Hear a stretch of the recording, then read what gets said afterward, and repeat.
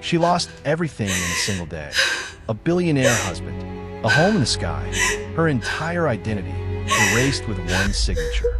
And when she begged him to explain, he looked her dead in the eyes and said, "You were a mistake. You were a mistake. And mistakes get corrected." And mistakes get By corrected. nightfall, she was homeless, cold, starving, forgotten, until a stranger in a black coat found her behind a cafe and whispered the one question she never expected to hear. Are you Jada? "Excuse me, are you Jada?"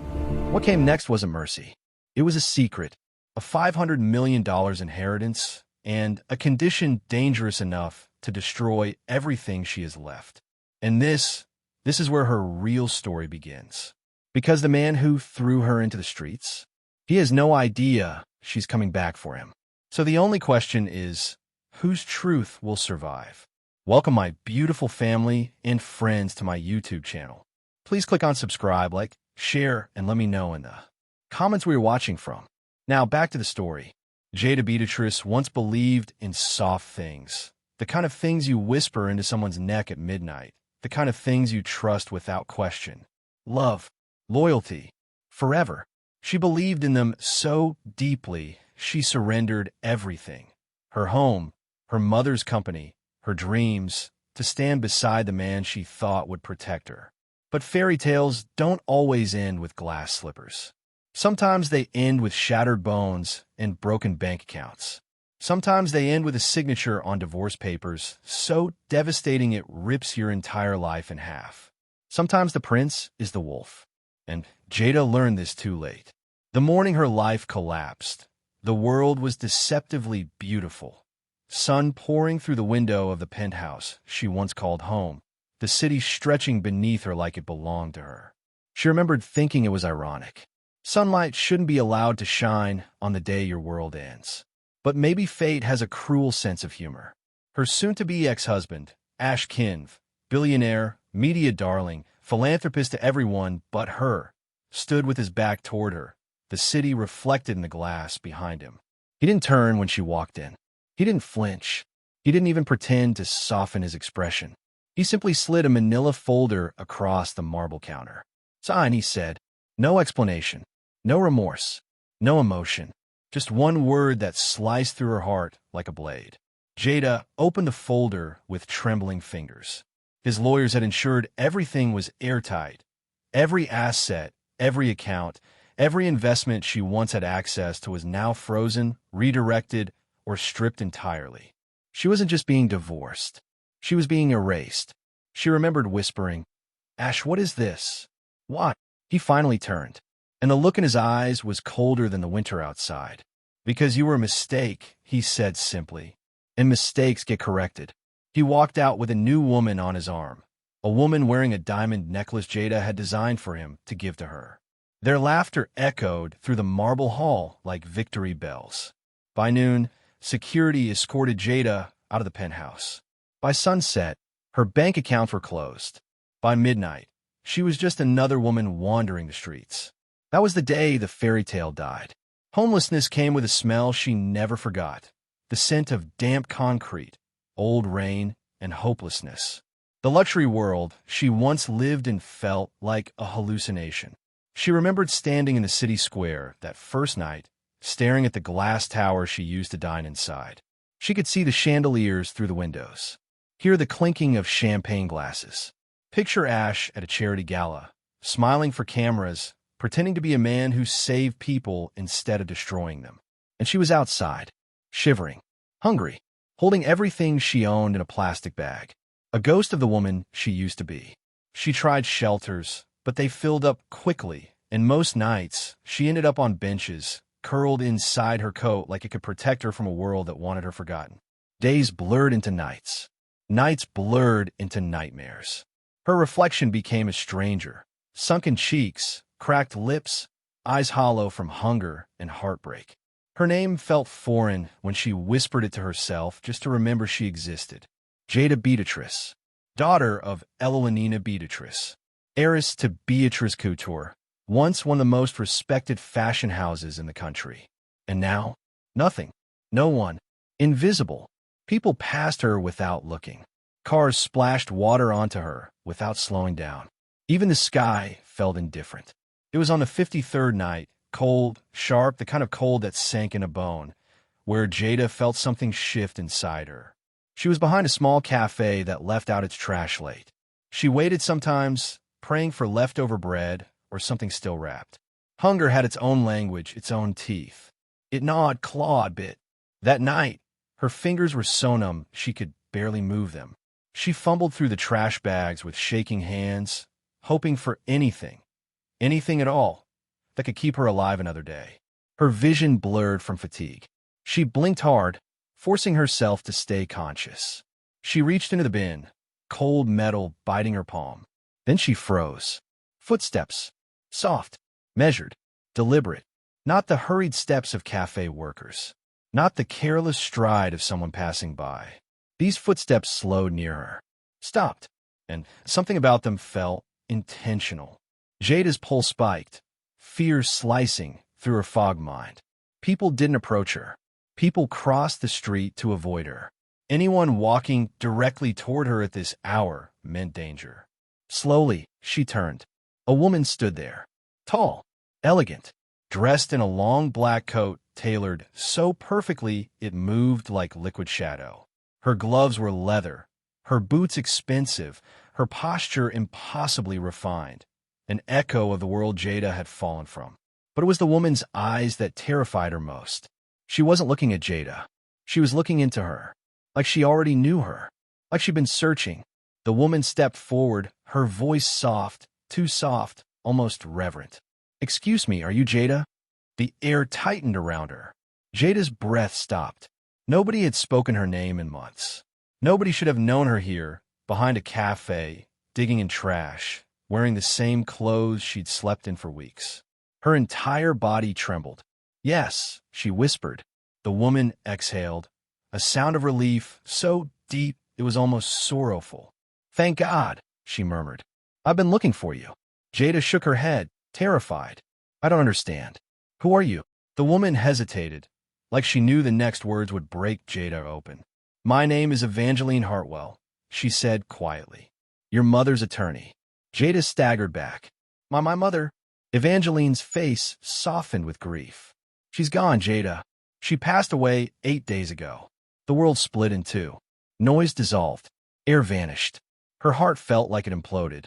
She'd ignored the calls, ignored the messages, ignored the warnings. Because Ash told her mother was controlling, manipulative, sabotaging their marriage. She had chosen him, and now her mother was dead.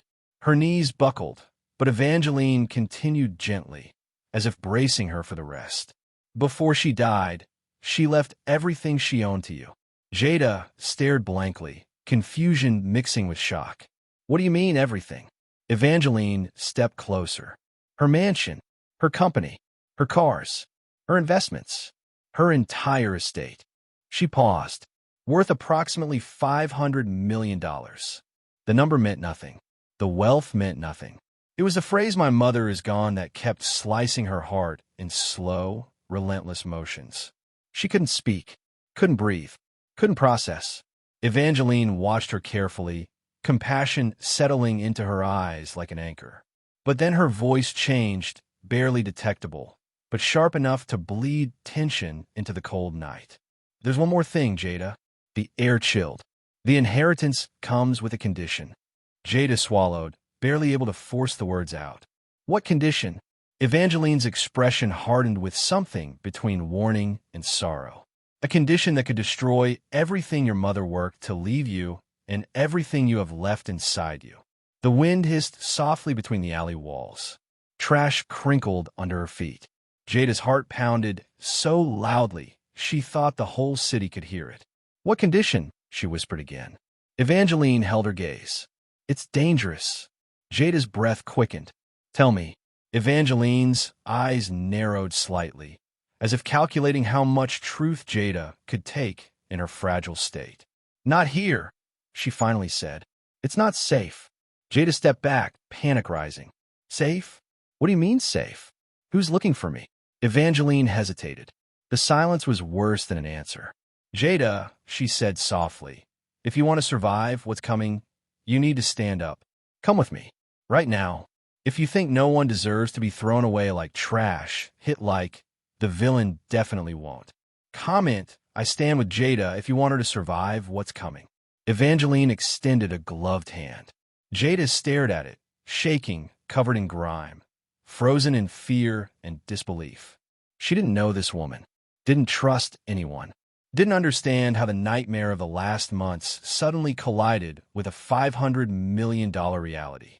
But her mother had sent this woman. Her mother had waited. Her mother had looked for her. And now, even in death, she was still reaching for her. Jada closed her eyes. Let the grief hit. Let the fear break. Let the truth settle into her bones like ice. Then she took Evangeline's hand. And in that moment, homeless, starving, broken, unrecognizable, her life shifted again. Not upward, not downward, but into a storm she didn't yet understand. Because the condition waiting for her, the one her mother left behind, wasn't just difficult. It was a weapon, crafted in love, forged in danger, designed to pull Jada from the ashes or bury her in them. The night swallowed them as they walked away from the alley. Behind them, the trash bin remained open, the discarded sandwich still untouched. A silent monument to the last moment Jada Beatrice was ever truly powerless. The drive to the mansion felt unreal, too quiet, too warm, too safe for someone who'd spent months surviving on cold concrete. The leather seats cradled her. The heater hummed like a lullaby she didn't deserve. But Jada couldn't relax. Her body stayed tense, like her bones remembered the sidewalks they had slept on. Evangeline drove without speaking, her face tight with thoughts Jada couldn't read. The city rushed past them, trees draped in soft lights, wealthy neighborhoods trimmed like postcards. Streets she had once traveled in luxury now felt like forbidden territory. She pressed her forehead to the window, watching the world she had fallen out of. Your mother kept the lights on, Evangeline said suddenly. Every night, she told the staff to leave the windows lit so you'd always know where home was if you ever needed to find your way back. Jada's throat tightened. She turned away so the lawyer wouldn't see her cry. Home. She had run from it. And her mother had waited anyway. The gate opened before they reached it, as if the house itself recognized her. Warm yellow lights glowed from every window, casting the facade in a golden halo. Jada stepped out of the car, the gravel crunching beneath her feet. The air smelled of jasmine. The flowers her mother planted everywhere, claiming they made the world softer. As the front door swung open, a pair of arms wrapped around her. The housekeeper who had raised her with gentle hands and stern warnings. Child, Deline whispered, sobbing into her shoulder. Oh, child, I thought I lost you forever. Jada didn't hug her back at first. Too stunned, too fragile, too unsure she had the right to touch anything here. Then her arms lifted on their own, and she clung to the woman who had been her second mother. Memories pressed in from all directions. Little Jada baking cookies in this kitchen. Teenage Jada sneaking out of the balcony. Wedding day, Jada walking down these stairs, against her mother's wishes. The house was alive with ghosts, and every ghost wore her mother's face. Lauren, the estate manager, stepped forward next, stoic, dignified, but with eyes that glistened. Miss Beatrice, he said, voice cracking. Your mother never stopped preparing for this moment. Then came the last person she expected. Imani, her cousin. Older now, sharper, carrying the grief of too many years. Her tone wasn't warm. We should talk tomorrow. You need to see how badly things have fallen apart. Then she turned and walked away. Jada didn't blame her. She had abandoned all of them. Evangeline led her upstairs to her old bedroom, untouched since the day she left. On the bed lay something folded neatly, a soft dress, and beside it a letter. Her mother's handwriting crawled across the page. My darling girl, if you're reading this, I'm gone. But you're home. Be the woman I knew you were. Don't let him bury you. Rise. Jada pressed the letter to her chest and cried. Not the broken animal sound from the alley, but quiet grief, the kind that heals instead of shatters. The next morning, Evangeline joined her in the study, her mother's sanctuary. Sunlight streamed across piles of documents and letters, each carefully labeled. Jada's mother had prepared everything. "There are two conditions," Evangeline said, sitting across from her. "Fail either one, and the entire estate goes to charity." Jada breathed in. "Tell me. First, you must restore Beatrice Couture to profitability and cultural relevance within 1 year." Jada's stomach plummeted.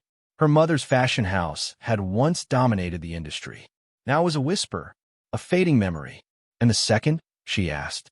Evangeline hesitated. "You must finish the fight your mother began, stopping the redevelopment project that threatens the historic district around this mansion."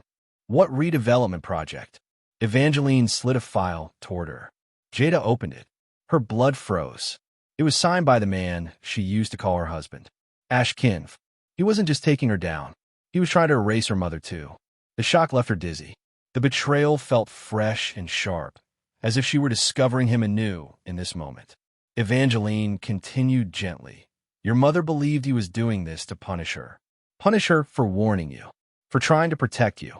That was the day Jada realized the truth. Her ex-husband hadn't just ended their marriage. He had declared war on her family. For hours, Jada and Evangeline sat in the study, going through files her mother had collected during her final years. Documents that painted a chilling picture. Suppliers who suddenly dropped them. Clients who vanished without explanation. Anonymous complaints filed to damage the company's reputation. Shifts in zoning laws that conveniently benefited Ash's development plans. Photos of city officials dining with him. Emails forwarded to her mother warning about industry pressure. It was all orchestrated. Every collapse, every financial failure, every attack, a symphony of sabotage. Jada sat in silence, gripping a letter her mother wrote months before dying. "He will hurt you if he cannot control you. One day, he will show himself fully. Don't let that day break you." Her hands shook so violently the paper rattled. Ash had ruined her life not because she was weak, but because she was valuable, connected, loved, and her mother was the last barrier in his way. Over the next days, witness after witness came forward. Deline's deposition. Deline described years of watching Jada's mother cry over letters that bounced back unopened, over voicemails Jada never returned. How Ash had intercepted calls, turning mother and daughter into enemies. Lauren's deposition. Lauren detailed Asher's rage when the trust fund was closed, how he threatened the staff, how he tried to storm the mansion, how Eleanor refused to give him access to Jada's birthright. Imani's evidence. Imani was merciless. She laid out spreadsheets, timelines, testimonies. "Your ex-husband destroyed our suppliers," she said. "He bribed our clients. He poisoned every relationship. He wanted you isolated. And he wanted everything your mother built to crumble before you came back." Each revelation was a blade, and each blade cut deeper. But something strange happened inside Jada. She didn't break. She hardened. Pain fused into steel. Jada spent nights walking through her mother's mansion, the walls lined with sketches, the gardens still alive with jasmine, the music room humming with old memories. Every corner whispered, "Rise, rise, rise." By the end of the week, Jada had made up her mind. "I'm saving the company," she told Imani, "and I'm saving this neighborhood." Imani studied her, then nodded once. "Good, because that's exactly what your mother died fighting for." They worked day and night, rebuilding Beatrice Couture, digging through archives, restoring designs, reaching out to loyal clients. Piece by piece, the ruins began to shift toward resurrection. Jada wore her mother's ring on her finger, her mother's sketches in her mind, her mother's voice in her heart. She was rising, and that's when he struck again. It began with a letter slid under the mansion gate. "I hear you making noise again. Stop before you regret it. Ash." Then came the messages, then the hacked emails, then a small box delivered with no return address. Inside, her mother's wedding veil, shredded, violently, destroyed. The same veil her mother had hoped she'd wear someday. Tears blurred Jada's vision. Rage knotted in her stomach, but she refused to let him see her break. "He wants a reaction," Deline whispered. "Don't give him one." Jada nodded, jaw tight. But Ash wasn't finished. The fashion show was supposed to be Jada's triumphant return, her declaration to the world that Beatrice Couture wasn't dead. Designers, buyers, editors, all gathered in a historic ballroom. She had poured her soul into the collection. Every dress a letter to her mother. Every stitch a promise. The night glittered with anticipation. But halfway through the second act, smoke. Not from fog machines. Not from candles. Real smoke. Sharp. Chemical. Wrong. People began coughing. Lights flickered. Panic spread like wildfire. Fire, someone screamed. Security scrambled. Models ran backstage. Guests rushed the exits. Jada watched the chaos unfold from behind the curtain, her heart slamming against her ribs. Evangeline found her in the haze. Someone sabotaged the electrical system.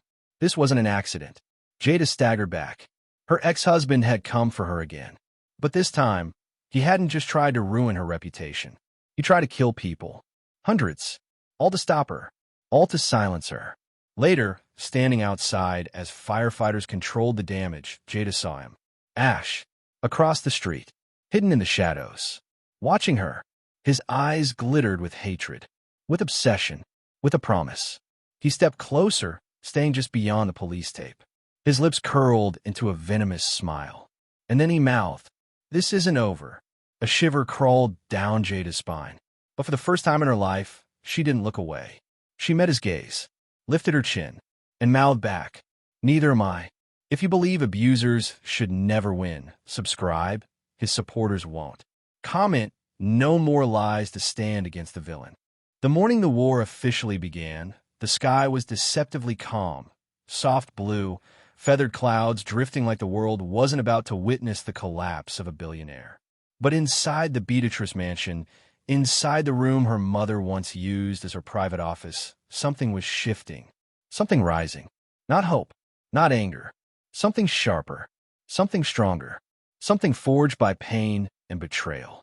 Jada, the Jada who woke up that morning, wasn't the woman who once believed in fairy tales. She wasn't the shattered version who slept behind cafes. And she certainly wasn't the obedient wife who bowed to a man's cruelty. She was the woman Eleanor Beatrice raised for a storm. And the storm had finally come. One by one, they gathered in the mansion's sunroom, sunlight spilling over their faces like divine approval. Imani, arms crossed, the strategist burning behind her gaze. Evangeline, her mother's lawyer, carrying folders thick with revelations. Deline, older now but still fierce enough to stare down corruption. Lauren, silent but steady, the ground everyone stood on. And the last to arrive, Marcus Hale, the attorney who once represented her ex-husband, once helped him destroy her, once stood on the wrong side of history, until he discovered the truth. Jada still wasn't sure if she trusted him, but he had brought evidence. He had brought documents Ash never wanted the world to see, and he looked at her the way only a man filled with remorse can look at someone he betrayed. "Thank you for coming," Jada said, sitting at the head of the table her mother once ruled. Marcus swallowed. "You deserved the truth years ago. I can't undo what I helped him do, but I can help end it." Imani scoffed. "You better." But Jada lifted a hand, calming her cousin. "We don't have time for grudges. Not today. Not in this war." Everyone fell silent. The air tightened, charged with purpose. Evangeline opened the first folder. "Let's begin." It wasn't just one bad act. It wasn't one crime. It wasn't one moment of cruelty. Ash Kinv had built an empire on manipulation and destruction. And behind him lay a trail of victims, hidden beneath money, buried beneath charm, silenced beneath threats. But now the truth began to spill across the table. Bribery, photos of Ash slipping envelopes to zoning officials, audio clips of whispered promises, signed agreements hidden inside shell companies, destruction of heritage sites, blueprints for demolishing an entire historical district, Jada's childhood neighborhood, her mother's legacy, spaces protected by law until Ash bought the people in charge, manipulation of courts, emails from judges' assistants, bank transfers timed suspiciously close to rulings, fake charges placed on staff members who defended Eleanor Beatrice, coercive control, messages Ash sent to Jada over the years, threats disguised as affection, guilt masked as love, isolation disguised as protection. Marcus's notes revealed Ash's favorite tactic: make her dependent, then remove everyone else. And the darkest file of all, assault on his pregnant mistress. Evidence poured across the table. Photos, medical reports, statements whispered quietly through fear. This, Marcus said quietly, pointing at the file, this is what made me leave him. Jada felt her jaw tighten, her stomach clench, her breath freeze. He wasn't just cruel. He wasn't just controlling. He wasn't just vindictive. He was dangerous, and the world needed to know. The truth didn't leak slowly. It detonated. The first story hit the press late Wednesday morning, a soft headline masking a bomb beneath it. Real estate tycoon under investigation for heritage violations. 2 hours later, court documents question legality of KINV zoning approvals.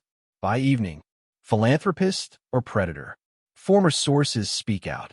And by nightfall, woman claims assault by billionaire, legal reps pursuing charges. The internet exploded. Comment sections blazed. News anchors leaned forward as if whispering secrets. Influencers made shocked faces on live streams. And Ash, for the first time in his life, was losing control. Businesses paused partnerships. Officials announced inquiries. Shareholders demanded emergency meetings. Ash tried everything: hiring new lawyers, threatening journalists, posting shaky videos proclaiming innocence, blaming vengeful women and jealous rivals. But the world wasn't buying it anymore. The cracks in his facade widened. The empire he'd built on manipulation was turning to sand beneath him. And deep inside the chaos, he remembered something he should have never forgotten. Jada Beatrice was still alive. She stood in her mother's atelier, surrounded by fabrics Eleanor once touched: silks, linens, lace. Designs that spoke in whispers. Memories woven into every thread. The fire from the sabotage fashion show still echoed in her bones. The smoke still haunted her dreams. The screams still rang in her head. But she didn't crumble. She didn't hide. She designed. Her sketches weren't gentle anymore. They were bold, sharp, defiant. Armor made of beauty. Every gown carried a message. I survived. And I'm coming for everything you stole. She wore her mother's gold ring. Her mother's voice lived in every letter she read at night. Don't let him bury you. Rise. And rise she did. Crowds began gathering outside the mansion gates. Some supporters of Eleanor, others strangers who saw Jada as a symbol of fighting back. Protest signs filled the streets. Protect the Heritage District. Justice for Eleanor. Women are not property. Stop kin. Every morning Jada walked outside, the crowd parted. People reached out for her hand. People called her name. People cried when they saw her. She wasn't just a woman anymore. She was a movement. The city watched as she stepped into the courthouse for the first witness deposition. Cameras flashed. Reporters shouted. Protesters cheered. And Jada walked forward, head high, shoulders squared, heart steady. Her mother would have been proud. Inside the courtroom, the air was so tense it felt like the walls might crack. Ash wasn't there. He never showed up for anything he might lose. But his lawyers sat stiffly, flipping through their papers with trembling fingers. Imani presented the heritage destruction evidence. Evangeline revealed the bribery trail. Marcus delivered a statement so damning even the judge's eyebrows lifted. And Jada spoke for the first time. Her voice didn't shake. Her hands didn't tremble. Her fear didn't return. She told the court about the isolation, the manipulation, the threats, the fire, the veil, the downfall. She didn't cry, but some of the courtroom did. When she finished, the judge leaned forward. Miss Beatrice, he said slowly, it appears you've returned with more strength than anyone expected. Jada met his gaze. I didn't return to be strong, she said. I returned to finish what my mother started.